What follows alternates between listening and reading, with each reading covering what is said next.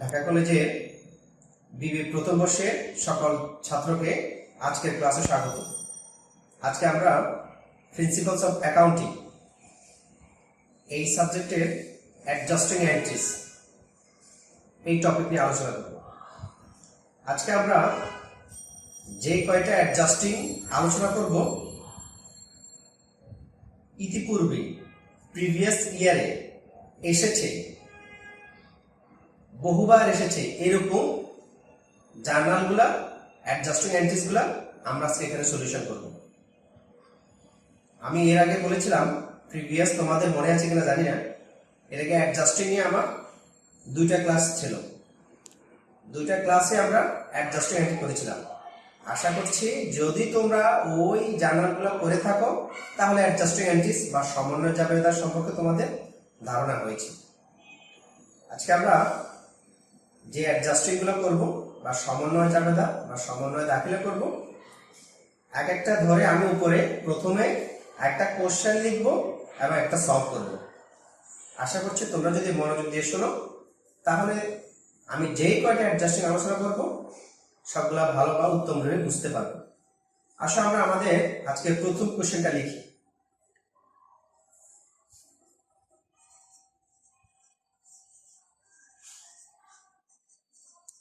Purchase insurance policy for 1 year, টাকা 24,000। Question হচ্ছে এটা, purchase insurance policy for 1 year, টাকা 24,000। তোমরা যখন কোশ্চেনটা হাতে পাবা বা যে কোনো কোশ্চেন সলভ করবা তার আগে দেখবা হিসাবকাল কি 1 মাসের, 6 মাসের না 1 বছরের। এই কোশ্চেনটার প্যাটার্ন বা কোশ্চেন পরে বোঝা যাচ্ছে যে কি আমাদের হিসাবকাল ছিল 1 মাসের। তাহলে আমরা দেখো এখানে আমাদের 24 আমরা অগ্রিম কিনে ফেলেছি, তাহলে 24,000 টাকা 12 মাসের জন্য যদি একসাথে যদি ইন্স্যুরেন্স প্রিমিয়াম কিনে থাকি বা প্রদান করা হয়ে থাকে তাহলে আমাদের প্রিপেইড ইন্স্যুরেন্স সম্পদ ছিল, তাহলে আমাদেরকে 1 মাসের টাকা খরচ দেখাতে হবে। অর্থাৎ আমি বছরের শুরুতে 24,000 টাকা একসাথে পেমেন্ট করেছি বা পলিসি একসাথে কিনে ফেলেছি। তাহলে আমাকে এখন হিসাবকাল 1 মাসের ধরে, ধরো জানুয়ারি মাসে তাহলে 24,000 টাকা যদি 1 বছরের জন্য হয় তাহলে 1 মাসের জন্য কত টাকা হবে? 2,000 টাকা। আমরা এখন 2,000 টাকা খরচ ধরতে হবে। প্রথমে ছিল এটা একসাথে যেহেতু কিনে ফেলেছি খরচের এবং সম্পদ, আমরা 1 মাসের খরচ ধরবো, সম্পদ থেকে খরচ ধরবো 1 মাসের। আসো সেক্ষেত্রে আমরা জানি গত প্রিভিয়াস ক্লাসে আমরা বলেছি সম্পদ সবসময় ডেবিট হয়, সম্পদ কমে গেলে ক্রেডিট হবে, আর খরচ সবসময় ডেবিট হয়। আমরা বলেছি এখানে 24,000 টাকা অগ্রিম ইন্স্যুরেন্স পলিসি ক্রয় করা হয়েছে। কোশ্চেন বলা আছে insurance purchase insurance policy for 1 year, টাকা 24,000। 24,000 টাকা একসাথে ইন্স্যুরেন্স পলিসি ক্রয় করা হয়েছিল। এখন 1 মাসে আমরা খরচ দেখাবো। তার সব খরচ হলে যাবে কি, ধরো এটা ডেট একদম লাস্ট ইয়েটা হয়, তাহলে জানুয়ারি মাসে জানুয়ারির 31/1/2020 সাপোজ এটা। আসলে ইন্স্যুরেন্স পলিসি আমরা বলছি 1 মাসের খরচ দেখাবো, তাহলে ইন্স্যুরেন্স এক্সপেন্স ডেবিট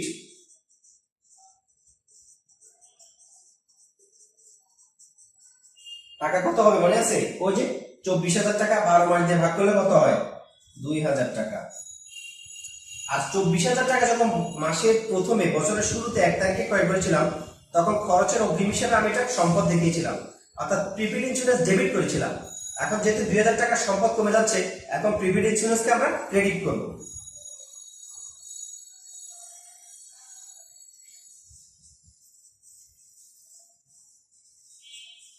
টাকা কত? একই 2,000, ডেবিটের সমপরিমাণ ক্রেডিট। ব্যাখ্যা হবে টু অ্যাডজাস্ট, যেহেতু adjusting entries, to adjust expired. Expired মানে কি? মেয়াদ উত্তীর্ণ। এক্সপায়ার্ড প্রিপেইড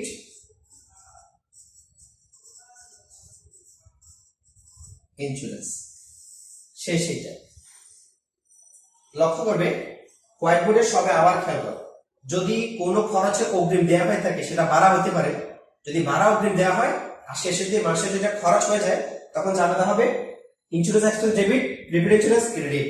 যদি এটা বাড়া হতো rent expense debit, prepaid rent credit. সেটা যদি মজুরি হতো wages expense debit, prepaid wages credit. অর্থাৎ যে কোনো সম্পদকে খরচ ধরা হলে খরচ ডেবিট, সম্পদ ক্রেডিট। এইরকম একটা কোশ্চেন, অর্থাৎ এই টাইপের। ইন্স্যুরেন্স পলিসি এক্সপায়ার্ড হতে পারে, প্রিপেড রেন্ট এক্সপায়ার্ড হতে পারে, প্রিপেড ইন্টারেস্ট এক্সপায়ার্ড হতে পারে। অর্থাৎ যে কোনো সম্পদ যখন খরচে পরিণত হবে তখন জানতে হবে এটা। এক্ষেত্রে প্রিপেড ইন্স্যুরেন্স ছিল 24,000 টাকা, আমরা 2,000 টাকা খরচ দেখিয়েছি, তাহলে খরচ ডেবিট, সম্পদ ক্রেডিট। টাকা কত? 2,000। আর সামান্য কি হবে? To adjust expired prepaid insurance, অর্থাৎ অগ্রিম যে বীমাটা সেটা এক্সপায়ার্ড বা মেয়াদ উত্তীর্ণ হয়ে গেছে, এই জন্য আমরা খরচ ডেবিট করেছি, সম্পদ ক্রেডিট করেছি। আশা করছি এটা যদি তোমরা কোশ্চেনটা দেখো এবং বুঝো, তারপর মুখস্থ করো, আর করার প্রয়োজন হবে না। এই টাইপের একটা করলেই শেষ। এবং প্রিভিয়াস অনেকগুলো ইয়ারের মধ্যে ম্যাক্সিমাম ইয়ারেতে এরকম একটা কোশ্চেন থাকেই, ইন্স্যুরেন্স এক্সপায়ার্ড এর। কোনো কোশ্চেন লেখা আছে এরকম, insurance policy expired per month টাকা 2,000, তখন আনসার এটা হবে insurance expense debit, prepaid insurance credit. অর্থাৎ ইন্স্যুরেন্স প্রিপেড ইন্স্যুরেন্স যদি খরচে রূপান্তরিত হয় জানতে এটাই হবে। আসো আমরা দ্বিতীয়টাতে যাই, পরেরটাতে আসো। এবার আমাদের দ্বিতীয় কোশ্চেন হলো, দেখো supplies on hand at the end of the month টাকা 10,000। অর্থাৎ মাস শেষে সাপ্লাইস বা মনিহারি হাতে আছে 10,000 টাকা। ইট ওয়াজ, এইটার সাপ্লাইসটা এটা ছিল 14,000, 14,000 ইন বিগিনিং। মাসের শুরুতে 14,000 টাকা সাপ্লাইস বা মনিহারি ছিল। এখন মাসের শেষে বলতেছে হাতে আছে মাত্র 10,000 টাকা সাপ্লাইস।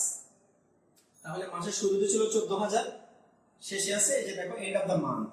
এন্ড অফ দ্য মানে মাস শেষে কত টাকা আছে? 10,000 টাকা। শুরুতে কত টাকা ছিল? 14,000 টাকা। তার মানে শুরুতে সম্পদ ছিল মনিহারি, চলতি সম্পদ, এটা একটা কারেন্ট অ্যাসেটস। মনিহারি বা স্টেশনারি যেটা বলি, এটা একটা মনিহারি।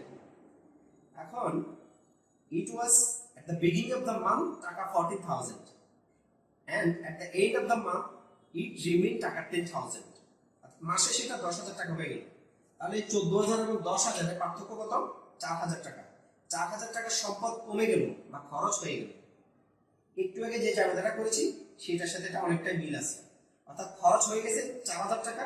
ধরো সাপোজ আমার কাছে এরকম তিনটা মনিহারি, এটা তো আমার স্টেশনারি বা মনিহারি বা সাপ্লাইস। আমি মাসের শুরুতে আমার কাছে ছিল 3টা পেন, মার্কার পেন। মাস শেষে দেখা গেল যে আমার কাছে আমার 2টা খরচ হয়ে গেছে, হাতে আছে 1টা। তাহলে আমার সম্পদ কমলো না, 2টা খরচ হয়ে গেল। তাহলে খরচ হবে ডেবিট, আর সম্পদ যে কমে গেল আমার থেকে, 2টা চলে গেল, খরচ হয়ে গেল, এই জন্য সম্পদ ক্রেডিট। আগেরটার মতোই দেখো supplies expense debit,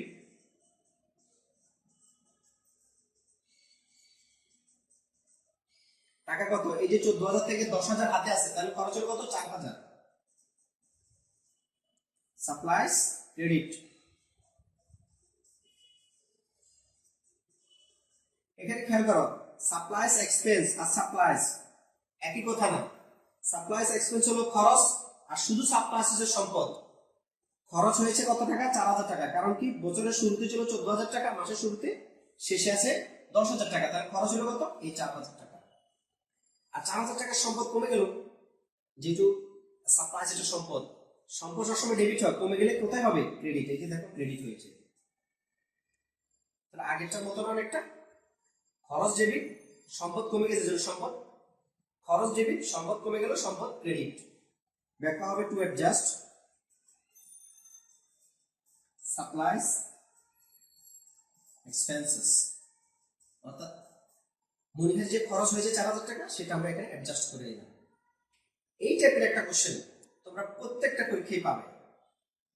supplies on hand, supplies used, supplies expired, whatever it says, your answer will be like this: supplies expense debit, supplies credit. যদি সম্পদ 10,000 টাকা জমা করতাম আমরা, তখন উল্টা হইতো supplies debit, supplies expense credit. অর্থাৎ আমরা এখানে দেখো একটু খেয়াল করতে হবে, এখানে আমরা খরচের জামেলা করেছি, দেখো 14,000 টাকা সম্পদ ছিল, সম্পদ হয়ে গেল 10,000 টাকা, তাহলে খরচ হলো কত? 4,000 টাকা। এখানে আমরা খরচের জাবেদা করেছি বিধায় খরচ ডেবিট, সম্পদ ক্রেডিট। যদি আমরা 4,000 টাকা না করে 10,000 টাকা সম্পদের জাবেদা করতাম, তখন হয়তো কি জানা উল্টে যেত, এটা supplies debit 10,000, supplies expense credit 10,000। অর্থাৎ সমন্বয় জাবেদার ক্ষেত্রে তুমি একসাথে দুইটা জাবেদা করতে পারো, ডিপেন্ড করবে কোশ্চেনের উপর, কোশ্চেন কি চেয়েছে সেটা বুঝতে হবে। কোশ্চেন যদি বলে সম্পদের জাবেদা করতে, তখন সম্পদ ডেবিট হবে, খরচ ক্রেডিট হবে, অর্থাৎ supplies debit, supplies expense credit.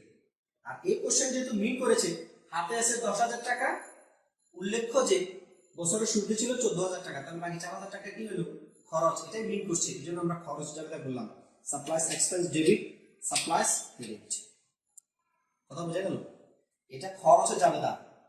আর যদি সম্পদ হইতো ঠিক এটা উল্টে যেত, ডেবিট হইতো ক্রেডিট, ক্রেডিট হইতো ডেবিট। এই টপিকটা প্রায় পরীক্ষাতে আসে। সুতরাং সম্পদের খরচের ক্ষেত্রে যদি জাবেদা বা সাপ্লাইসের ক্ষেত্রে যদি জাবেদা বলে, এরকম হবে supplies expense debit, supplies credit. ব্যাখ্যা হবে টু অ্যাডজাস্ট সাপ্লাইজ এক্সপেন্সেস। এই যে 4,000 টাকা খরচ হয়ে গেছে, সেই খরচ করলাম। তা আসলে আমরা পরের কোশ্চেনে যাই। আমাদের পরের কোশ্চেন দেখো, ডেপ্রিসিয়েশন অন মেশিনারি ট্রাক পার ইয়ার টাকা 12,000, অর্থাৎ অবচয় মেশিনারি ট্রাকের উপর বছরে 12,000 টাকা।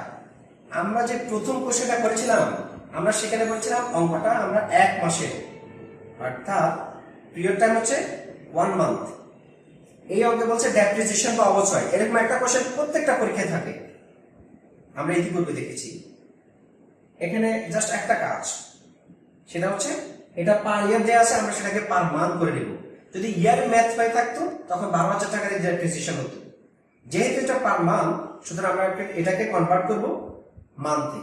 এখন বছর যদি 12,000 টাকা হয়ে থাকে, তাহলে পার মান্থ কত হয়? 1,000 টাকা। 12,000 টাকাকে 12 দিয়ে ভাগ করলে 1,000 টাকা হয়। আর ডেপ্রিসিয়েশনের যে জাবেটা, এটা টোটালি মুখস্থ করে নিলে ভালো। সর্ব অবস্থায় এই জাবেদাটি সকল ক্ষেত্রে একই থাকে। জাবেদা কি? Depreciation expense debit, accumulated depreciation credit. যারা বাংলায় করেছো, অবচয় হিসাব ডেবিট, পুঞ্জীভূত অবচয় credit. But in principles of accounting BBA first year, you have to write down everything in English. For that reason, your memorizing journal will be in English. Let's come, we will solve this journal. Depreciation expense debit কত টাকা? 1,000, কারণ বছরে যদি 12,000 হয়, মাসে 1,000। accumulated depreciation বা পুঞ্জীভূত অবচয়,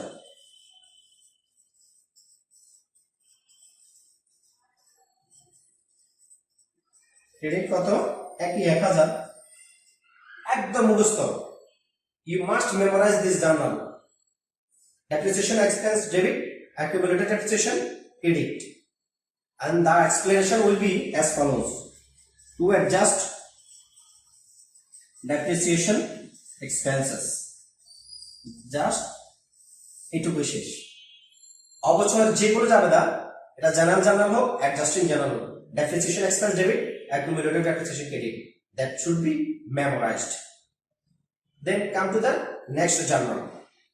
Salaries earned by the employees টাকা 2,000 have not been recorded, অর্থাৎ কর্মচারী কর্তৃক 2,000 টাকা বেতন অর্জনযোগ্য হয়েছে, কিন্তু সেটা রেকর্ড করা হয়নি। এটা যদি পড়ো, salaries earned by employees টাকা 2,000 have not been recorded, অনেক কঠিন মনে হতে পারে। যদি if I say it in a simple way, that is accrued salaries, অর্থাৎ বকেয়া বেতন। আরো যদি বলি জাস্ট বকেয়া খরচ অথবা বকেয়া বেতন, কিন্তু কথাটা কিরকম? স্যালারিজ আর্ন, বেতন অর্জিত হয়েছে, বাই এমপ্লয়িজ কর্মচারীর দ্বারা, টাকা 2,000 টাকা, have not be recorded, record করা হয়নি অথবা প্রদান করা হয়নি, একই কথা। তার মানে জানা হচ্ছে খরচের বকেয়া অথবা বেতন বকেয়া।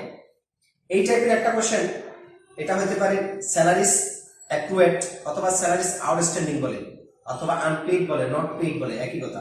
স্যালারিজ অ্যাকুয়েট হতে পারে, ওয়েজেস অ্যাকুরেট হতে পারে, রেন্ট অ্যাকুরেট হতে পারে, যে কোনো ইন্টারেস্ট অ্যাকুরেট হতে পারে, যে কোনো খরচের বকেয়ার জাবেদা হবে এরকম অ্যাডজাস্টিং। দেখো, স্যালারিজ এক্সপেন্স ডেবিট টাকা কত 2000, স্যালারিজ পেয়েবল ক্রেডিট টাকা 2000। দেখা হবে কি টু অ্যাডজাস্ট অ্যাকুরেট, অ্যাকুরেট শব্দ অর্থ হচ্ছে বকেয়া, অ্যাকুরেট স্যালারিজ এক্সপেন্স। শেষ ব্যাখ্যা, এটা শেষ হয়ে গেল। এটা আমি আবার বলছি, যে কোনো খরচের বকেয়া জাবেদা, যে কোনো খরচ হতে পারে, বেতন বকেয়া হতে পারে, মজুরি বকেয়া হতে পারে, ভাড়া বকেয়া হতে পারে, সুদ বকেয়া, যে কোনো খরচের বকেয়া হবে খরচ ডেবিট, খরচ পেয়েবল ক্রেডিট। যদি এটা যদি এখন স্যালারিজ হয়েছে, স্যালারি বা বেতন বকেয়া রয়েছে, salary expense debit, salaries payable credit. যদি মজুরি হতো wages expense debit, wages payable credit. যদি ভাড়া হতো rent expense debit, rent payable credit. যদি ইন্টারেস্ট হতো interest expense debit, interest payable credit. অর্থাৎ যে কোনো খরচের বকেয়া জানা যাচ্ছে এটা খরচ ডেবিট, খরচ পেয়েবল ক্রেডিট। অর্থাৎ সংশ্লিষ্ট খরচ, এই যে এটা সংশ্লিষ্ট খরচ ডেবিট, সংশ্লিষ্ট খরচ পেয়েবল ক্রেডিট। আশা করছি যদি বুঝো, প্র্যাকটিস করতে গেলে বই এই টাইপের হাজার হাজার এক্সপ্লেনেশন বা এক্সাম্পল পাবে। আসো পরবর্তী কোশ্চেন আমরা দেখে নিই। এরপরে কোশ্চেন খেয়াল করো, সার্ভিস প্রোভাইডেড বাট আনবিল টাকা 2000 টাকা।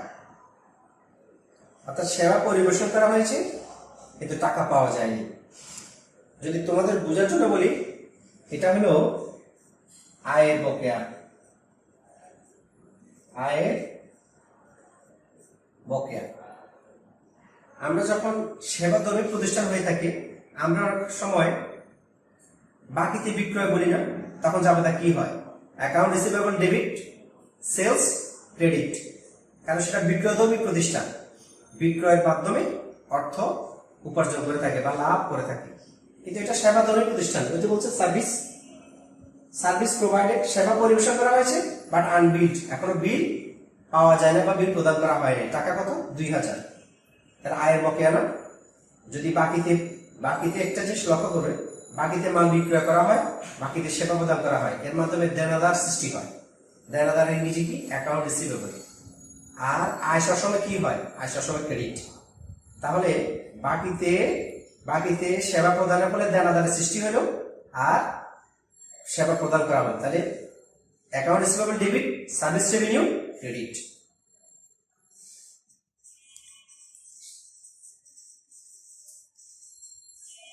অ্যাকাউন্ট রিসিভেবল ডেবিট কত টাকা 2000 টাকা, service revenue credit.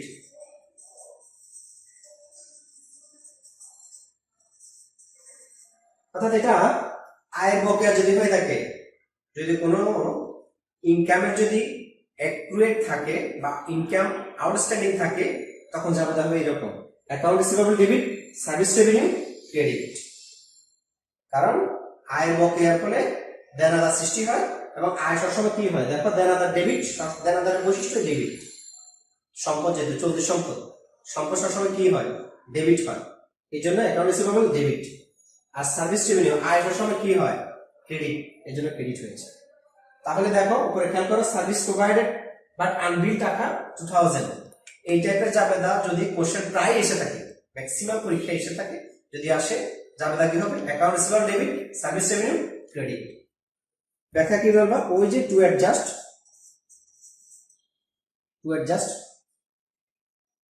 Unbilled service revenue. শেষ। তার মানে আয়ের বকেয়া জাবেদা কি account receivable debit, service revenue credit. আসো এর পরের কোশ্চেনে, unearned service revenue has been earned. অর্থাৎ অনুপার্জিত সেবায় অর্জিত হয়েছে। এটা আসলে কি, এটা হচ্ছে আগে আমি অগ্রিম টাকা নিয়েছিলাম, এখন আমি সেবাটা কমপ্লিট করে দিছি, এটা জাবেদাটা খেয়াল করো। আনআর্নড সার্ভিস রেভিনিউ মানে কি, অর্থাৎ অ্যাডভান্স ইনকাম। আয়ের অগ্রিম কি দায়, আর যেহেতু আর্ন করে ফেলছে তার আমার দায় কমে গেল, দায় যদি ক্রেডিট হয় দায় কমে গেলে কি হবে ডেবিট।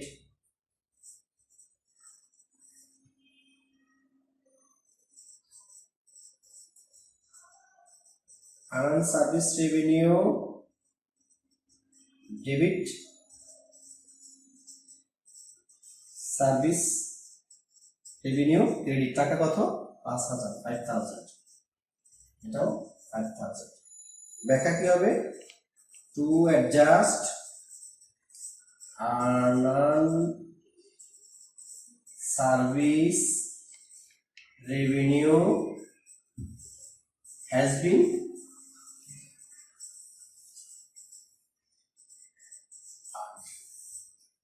এইটার মাধ্যমে আমি প্রথম আয়ের অগ্রিম গ্রহণ করেছিলাম। আয়ের অগ্রিম দায় হয়, দায় সবসময় ক্রেডিট হয়, কিন্তু এখানে বলছে আমি অর্জন করে ফেলছি, অর্থাৎ কাজটা করে দিয়েছি, তাহলে আমার দায় কমে গেল না? দায় কমে গেলে দায় কি হলো ডেবিট হলো। দায় বৃদ্ধি পেলে ক্রেডিট হয়, দায় হ্রাস পেলে ডেবিট হয়। এই যে দেখো ডেবিট হয়েছে। তারপরে আনার service revenue debit, service revenue credit. এরকম একটা কোশ্চেন প্রায় তোমরা আজকে যদি প্র্যাকটিসে দেখো প্রায় পাবে। আনার সার্ভিস রেভিনিউ হ্যাজ বিন, আমার টাকা 5,000 2,000 10,000, মুখস্থ, কোনো কথা নাই, জানতে হবে। আনার service revenue debit, service revenue credit. কারণ কি দায় কমে গেছে এই জন্য দায় ডেবিট, আর এটা আমার প্রকৃত আয় অর্জিত হয়েছে, কাজটা করে দিয়েছি বা কাজটা কমপ্লিট করেছি, এই জন্য আমার প্রকৃত আয় বৃদ্ধি পেয়েছে। আর আয় সবসময় কি হয় ক্রেডিট হয়, এই জন্য ক্রেডিট বসেছে। ঠিক আছে, তাহলে এই টাইপের চাপটা বলেই হবে আনার service revenue debit, service revenue credit. আসো আমরা এরপরে কোশ্চেনটা করি। দেখো তোমরা একটা কোশ্চেন দেখতে পাচ্ছ, রেন্ট পেইড, ভাড়া পরিশোধ হয়েছে ইন অ্যাডভান্স টাকা 8,000। এটা কি বাংলা বলতে পারবে তোমরা কেউ? ভাড়া প্রদান করা হয়েছে টাকা কত 8,000, ইন অ্যাডভান্স মানে কি অগ্রিম, অগ্রিম প্রদান করা হয়েছে। ভাড়া এটা খরচ, খরচের অগ্রিম কি হয়, খরচের অগ্রিম সম্পদ, সম্পদ সবসময় কি হয় ডেবিট হয়। আবার কোশ্চেনটা দেখো, রেন্ট পেইড ইন অ্যাডভান্স টাকা 8,000, অর্থাৎ 8,000 টাকা ভাড়া অগ্রিম প্রদান করা হয়েছে। যেহেতু অগ্রিম প্রদান করা হয়েছে খরচের অগ্রিম ডেবিট হয়। আসো তাহলে হবে প্রিপেড রেন্ট ডেবিট, টাকা কত 8,000। অর্থাৎ এক্ষেত্রে আমরা সম্পদের জায়গা করেছি যে 8,000 টাকা অ্যাডভান্স, যেহেতু রেন্ট একটা খরচ, খরচের অ্যাডভান্স, খরচের অগ্রিম সম্পদ, আর সম্পদ সবসময় ডেবিট হয়। এটাই প্রিপেড রেন্ট ডেবিট, আর এটা এগেইনস্ট ডেবিটের সমপরিমাণ ক্রেডিট হয়। রেন্ট এক্সপেন্স কি বাবদ আমরা টাকাটা প্রদান করেছি, ভাড়া ব্যয় বাবদ, rent expense credit, rent expense credit. Question আবার দেখো, রেন্ট পেইড ইন অ্যাডভান্স টাকা 8,000, অর্থাৎ কোনো কোশ্চেন থাকতে পারে প্রিপেড রেন্ট টাকা 8,000, একই কথা। Then your journal will be as follows, prepaid rent debit মানে সম্পদ ডেবিট, খরচের অগ্রিম সম্পদ, সম্পদ ডেবিট, রেন্ট এক্সপেন্স ক্রেডিট, কারণ খরচ বাবদ আমরা টাকাটা প্রদান করেছি। ওকে, এবার আসো ব্যাখ্যা to adjust paid prepaid rent. শেষ। আসো আমরা এরপরের কোশ্চেন লিখবো এবং সেটা সলিউশন করবো। আসো আমাদের পরের কোশ্চেনটা আমরা দেখি, ইন্টারেস্ট অন নোটস পেয়েবল টাকা 500 ইজ অ্যাকুরেট, অর্থাৎ প্রয়োজন বিলের উপর সুদ বকেয়া আছে কত টাকা 500 টাকা। এখন এটা জানলে কি হবে, ইন্টারেস্ট এক্সপেন্স ডেবিট,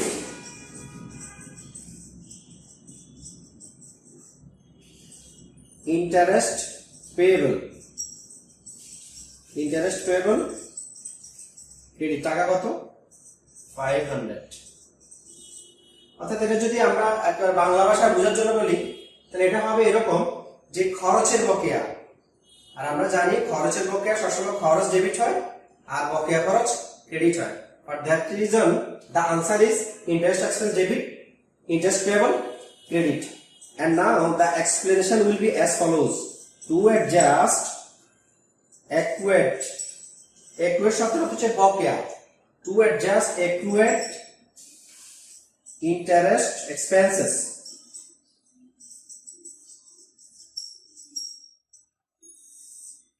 আমি আবার I repeat it again, I repeat it, এটা ইন্টারেস্ট অন নোটস পেয়েবল টাকা 5000 ইজ অ্যাকুয়েট। আমরা যে লোন নিয়েছিলাম নোটস পেয়েবলের মাধ্যমে তার 500 টাকা সুদ বকেয়া রয়েছে, অর্থাৎ খরচের বকেয়া। আমি দ্বিতীয় বা তৃতীয় জার্নালে বলেছিলাম যে কোনো খরচের বকেয়া হবে খরচ ডেবিট, খরচ পেয়েবল, ক্রেডিট। এখানে তাই হয়েছে, interest expense debit, interest payable, credit. এটা যদি স্যালারিস হতো, salaries expense debit, salaries payable, credit. Wages হলে wages expense debit, wages payable, credit, খরচের বকেয়া। And the last one is rented a building.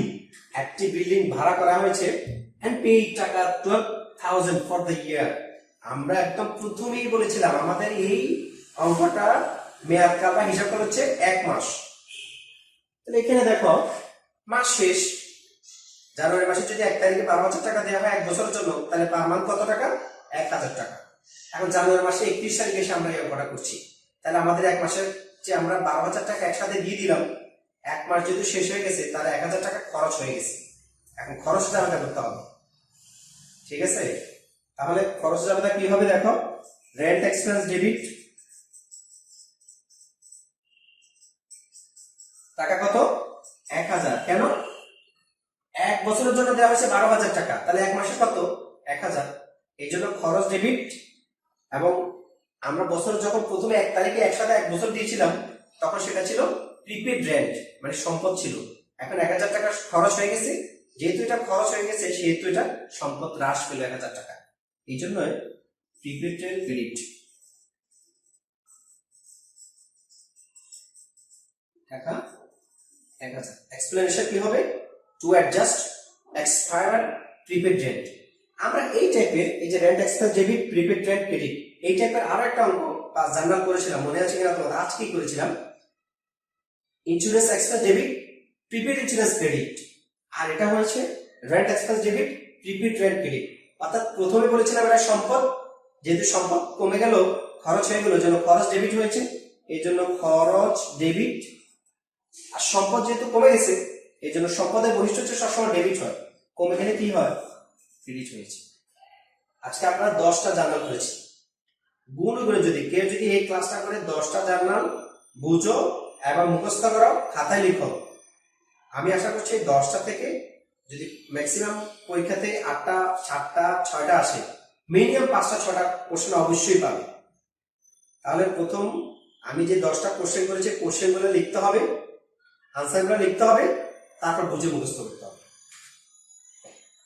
And then এবং তারপর you have to practice time and again from your books, then it will be understandable for all of you. That's all for today. Next class we will meet again. Thank you all.